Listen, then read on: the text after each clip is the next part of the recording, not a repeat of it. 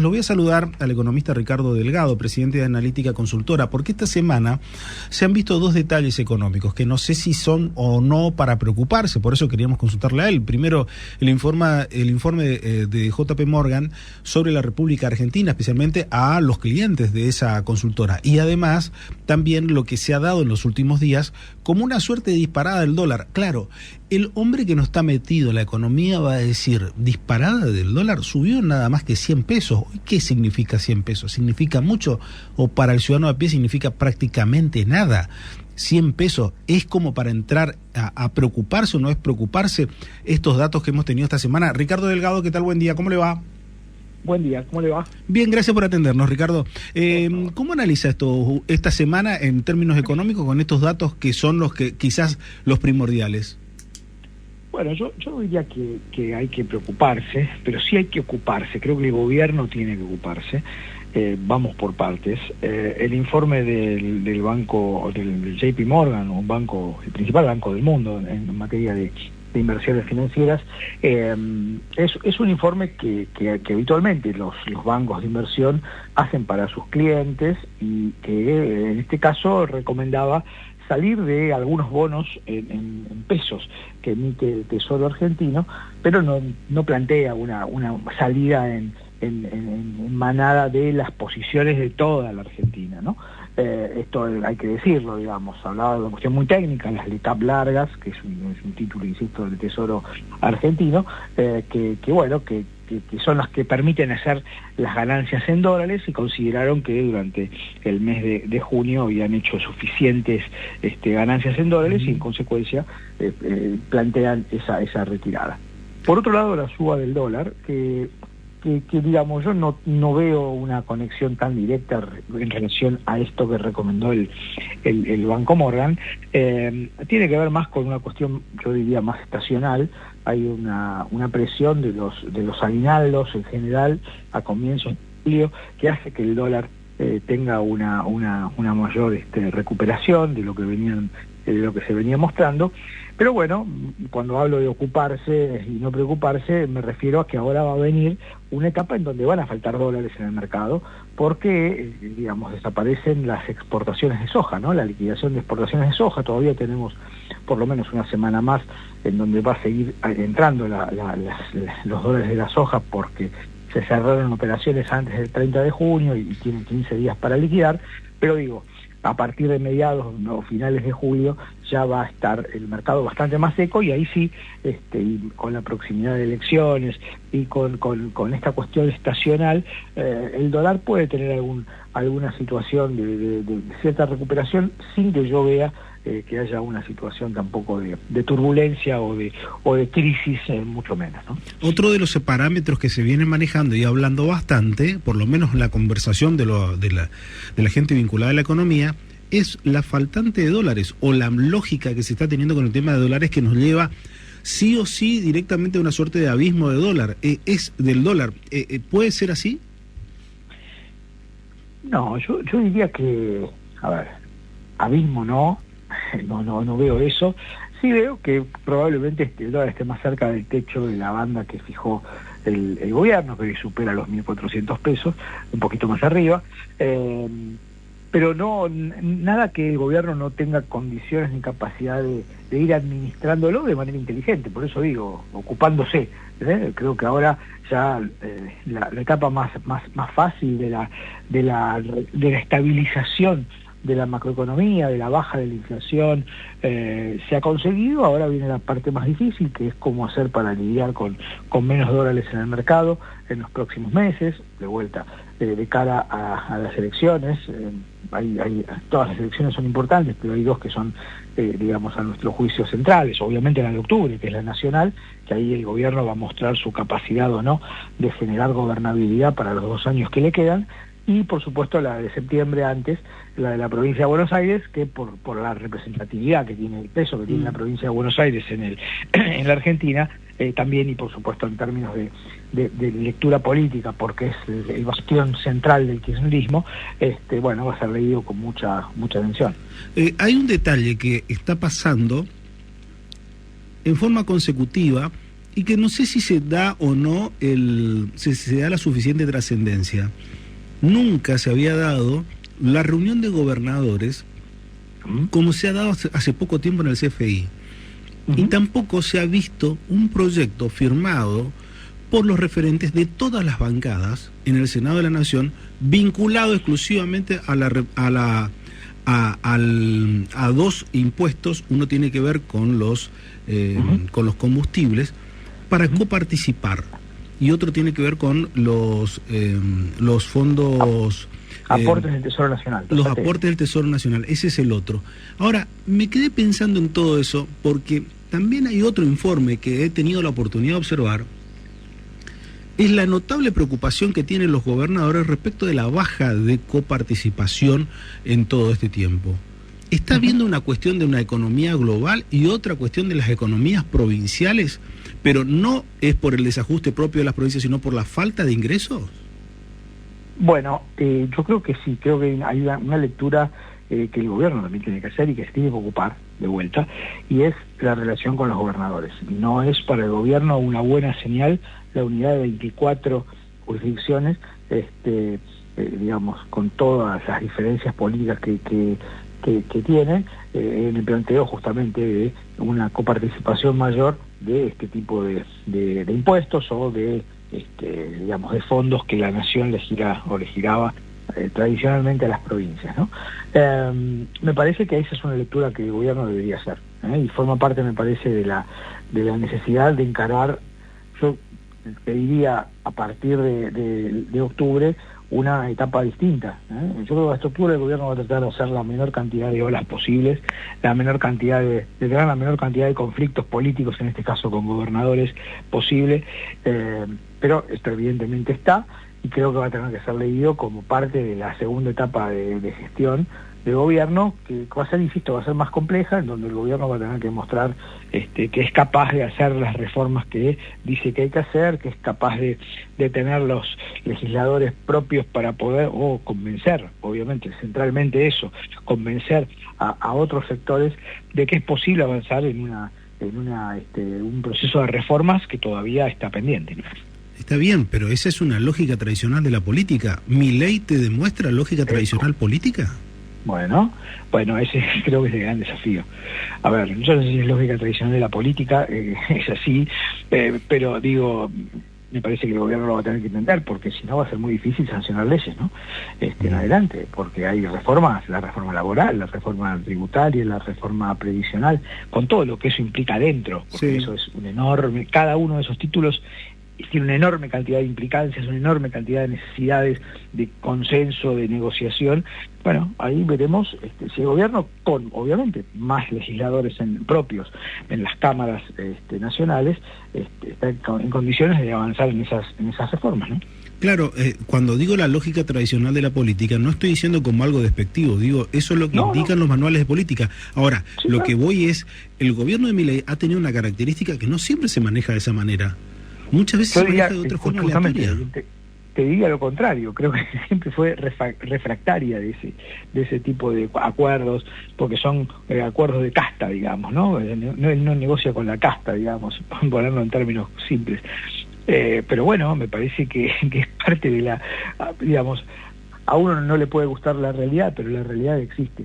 Y hay 24 gobernadores que son necesarios con sus votos en las cámaras para poder llevar adelante un proceso de reformas. Entonces, por supuesto, no todos, pero digo, hay que conseguir mayorías, en muchos casos mayorías calificadas, ¿no? 2/3, ¿no? De los votos. Entonces, ahí hay una enorme cantidad de trabajo por hacer, que me parece que es sano, forma parte de la democracia, forma parte de lo que hacen los países normales en el mundo occidental, desarrollado, para negociar y digamos, avanzar en las reformas que son absolutamente necesarias.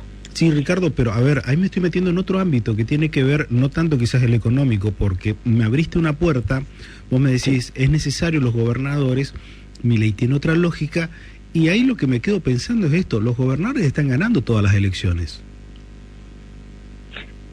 Entonces, sí, claro. ¿Cómo te peleas con quien gana la elección diciendo que vos ganás las elecciones? No, esa es una cosa que todavía no termina de enlazarse. Bueno, hay que ver el resultado de octubre, sí, claro, no sé, digo, estamos hablando de política y yo soy un modesto economista, apenas. Pero me parece que obviamente forma parte de las decisiones económicas, porque detrás de cualquier decisión de inversión, de cualquier decisión financiera, están estas cosas, ¿eh? O sea, todos los que toman decisiones están mirando esto. ¿Qué va a pasar? ¿Cómo el gobierno va a administrar lo que viene? En función de esos mayores o menores temores o incertidumbres, bueno, toman esas decisiones. Claro. Yo te diría, claro, sí. No, me quedo pensando en eso, en eso que no, obviamente para mí no es un detalle menor. Claramente no. Y lo otro que también se dio en la semana, que no sé si tuvo la relación, el acuerdo del Mercosur con la Unión Europea. Pero Bueno, también veo por otro lado un presidente que denosta al Mercosur. La cara y la expresión de él cuando le tocó ser anfitrión del Mercosur te lo decía absolutamente todo. Él no es una persona que esté en sus objetivos o que observe como una herramienta al Mercosur, como puede observar cualquier otro presidente. ¿Eso claro, cómo lo veo? No. Bueno, a ver, sí, obviamente Javier Milei cree que el Mercosur es parte de los acuerdos que hacía la casta para digamos, gobernar, que él cree en el libre comercio, paradójicamente con un Trump que aumenta los aranceles, aumenta la protección en los Estados Unidos, ¿no?, contra las importaciones, ¿no? Pero bueno, pequeños detalles de la vida. Pero ciertamente él preferiría tener acuerdos de libre comercio con todo el mundo, y no estar atado a lo que implica el Mercosur, que es básicamente tener un arancel externo común entre los países miembros respecto del resto de los países, ¿no? Pero que ha funcionado mal en las últimas décadas de vida, es cierto, efectivamente, pero que yo creo que la Argentina digamos, es parte de ese Mercosur y que creo que habría que revigorizarlo en la lógica del mundo en el que estamos, ¿no? Pero más allá de esa discusión, que es una discusión enorme y que no viene al caso en este momento, yo creo que es cierto, él no cree en eso, pero también es cierto que no hay pasos del gobierno. En ese sentido el gobierno es muy pragmático. Una cosa es la cara en las fotos en el Palacio San Martín esta semana, recibir a Lula de una manera tan fría y demás, y otra cosa es decir, salgo del Mercosur, me voy y hago acuerdos con otros países, con Estados Unidos. ¿Te acordás que hace algunos meses hablábamos del Tratado de Libre Comercio con Estados Unidos? Todo eso no avanzó, porque no puede avanzar, porque Argentina sola no puede jugar en el plano internacional, y eso me parece que también el gobierno lo entiende, y hay pragmatismo en ese sentido. Entonces, hay como las dos cosas, ¿no? Yo creo que este es un gobierno muy pragmático en materia económica, ha sido muy pragmático, y yo saludo eso, más allá de las formas, que me parece que en ese sentido no comparto, ¿no? Claro, sí. A mí, yo lo que intento hacer un poco de visión es los países con los cuales la Argentina, o mejor dicho, el presidente Milei, intenta que se ve o que se encuentra él mucho más cómodo, Estados Unidos, Italia, quizás algún otro país más. Todos esos países tienen alianzas estratégicas del estilo Mercosur. Claro, por supuesto. Y todos esos países tienen una lógica económica distinta a la que él pregona. Claramente, es así, definitivamente. Claro, por supuesto. Italia puede no gustarle la Unión Europea, pero forma parte de la Unión Europea, tiene al euro como moneda común de todos los países que forman parte de la Unión Europea. Estados Unidos lo mismo, país, la principal economía del mundo, tiene acuerdos comerciales con Canadá y con México, que inicialmente se llamaban NAFTA, bueno, que han sido modificados y demás, pero bueno, pero no es que rompe. Bueno, porque hay un hecho que tiene que ver con la geografía. La geografía todavía sigue dominando, o sea, claro, siempre es más fácil comerciar con los países vecinos que comerciar con el resto del mundo. Por supuesto, el costo de transporte se abarató y hoy es mucho más fácil comerciar con todos, pero digo, las geografías mandan también. En este caso, obviamente, bueno, Argentina está en donde está y tenemos a Uruguay, a Paraguay, a Brasil, a Chile. Digo, los tenemos ahí, son todos nuestros vecinos, ¿no es? Bueno, es como Italia con el resto de los países, o Estados Unidos con México y Canadá. Sí, con una particularidad que nosotros quizás no nos terminamos de aprovechar, la diversidad de nuestros vecinos, la inmensidad de Brasil o lo que puede llegar a decir alguno, lo pequeño de los otros países que al lado de la Argentina, que también pueden servirnos de con otras cuestiones. Digo, no encontramos nuestra verdadera utilidad, pero también eso me parece que tiene otra cosa, que tiene que ver con la matriz productiva, que todavía no termino de verla. ¿Qué es lo que se pretende de la Argentina? Bueno, ese es un tema que es relevante, es una discusión, yo creo que por supuesto inserta en todo lo que tiene que ver con el comercio exterior, porque la Argentina necesita imperiosamente que la producción local encuentre condiciones para ser competitiva y exportar. No todos exportan, no todos van a exportar, no todos los sectores, no todos van a estar en condiciones de hacerlo, pero me parece que para justamente consolidar la estabilidad, consolidar esta inflación baja, el país tiene que dar pasos concretos, señales, que hagan que el Banco Central tenga más reservas.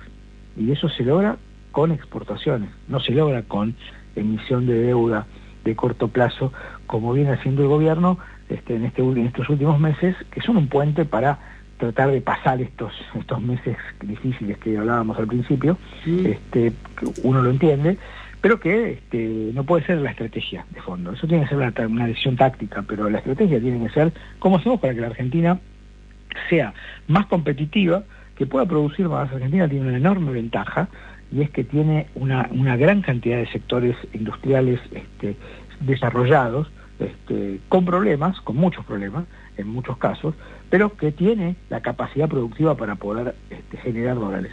Ese es un dato que hay que tener muy en claro. Entonces me parece que de vuelta lo que viene, los 2 años próximos, como mínimo, como fase inicial de esa etapa, tienen que ser cómo hacemos para que esos sectores, digamos, se vuelvan más competitivos, que no piensen solamente que el dólar los va a salvar, un dólar más alto, porque ese tampoco es el camino. Entonces creo que son todas estas discusiones bien estructurales, bien de fondo, y obviamente la discusión de cómo y a dónde vamos a vender, cuáles van a ser nuestros principales clientes, de qué manera vamos a estimular ese tipo de ventas al exterior. Bueno, creo que es parte de la agenda que digamos, a priori coincido que el gobierno no quiere, y porque plantea que es el mercado solamente el que decide ese tipo de cosas. Yo tengo la esperanza de que, así como ha sido pragmático en otros aspectos, el gobierno también sea pragmático en estos, que son los aspectos más estructurales que tenemos que empezar a hablar, ¿no? El endeudamiento de hoy es el corto plazo. El negocio de corto plazo, siempre lo primero que te enseñan en economía es que es un negocio que no necesariamente te va a dar rentabilidad a largo plazo. Ahora, la última pregunta, y te agradezco sobradamente el tiempo que nos has regalado. El RIGI el año pasado nos vendían como el camino que iba a sacar a la Argentina. ¿Y ahora qué pasó? ¿Pasó algo? Creo que hay 4 proyectos aprobados. O sea, el RIGI es el régimen de incentivo a grandes inversiones, que es un régimen absolutamente libre para atraer dólares, más de inversiones de 200 millones de dólares, y poder sacar dividendos, te podés mover con total libertad. No ha generado todavía, porque todavía sigue habiendo incertidumbre en la macro argentina, digamos. Esto es así, y eso se ve en el riesgo país. El riesgo país está un poquito abajo de 700 puntos. Uruguay tiene 80 puntos, ¿se entiende? Para decir un caso. Brasil tiene 150. Entonces, digamos, eso indica, bueno, el indicador de riesgo de la Argentina que sigue siendo más alto que el del resto de los países, y eso inhabilita la llegada de inversiones significativas que empiecen a generar exportaciones en el mediano y largo plazo. Bueno, esperemos que ese mediano y largo plazo llegue dentro de poco, por lo menos, o que no sea tan lejano el largo plazo, digo, porque todos estamos esperando con algo, porque no sé si nosotros seguimos cuál es el negocio que nos va a sacar, o qué es lo que nos va a llevar, por lo menos desde la plataforma del gobierno, digo, especialmente porque está muy bien ordenar las cuentas públicas, pero ¿qué es lo que nos va a sacar? ¿Qué es lo que nos va a hacer competitivos? ¿Qué es lo que nos va a beneficiar absolutamente a todos? Esa es una duda que todavía tengo y que por lo menos no le encuentro una respuesta inmediata. Es así, no hay magia, ¿no? En materia económica no hay magia, esto es así, podemos creer en muchas cosas, pero digamos, si las inversiones no llegan y tenemos que ver por qué no terminan de llegar en la cantidad que necesitamos. Si no somos competitivos es porque estamos haciendo algunas cosas que no están bien, y que, insisto, creo que tenemos que ir a discutir cuestiones tributarias, cuestiones impositivas en las provincias, cuestiones impositivas en los municipios. Tenemos que ir a discutir un nuevo régimen previsional que alivie algo las cargas del Estado, el gasto público. Bueno, por supuesto, toda la discusión laboral es una discusión en sí mismo. Esas son las cuestiones que hacen que los países tengan condiciones para generar dólares. Finalmente ese es el secreto. Es fácil decirlo, muy difícil hacerlo. Ricardo Delgado, gracias. La verdad, muy amable. Muchísimas gracias a ustedes. Un gusto escucharlo, gracias. Ricardo Delgado, analista.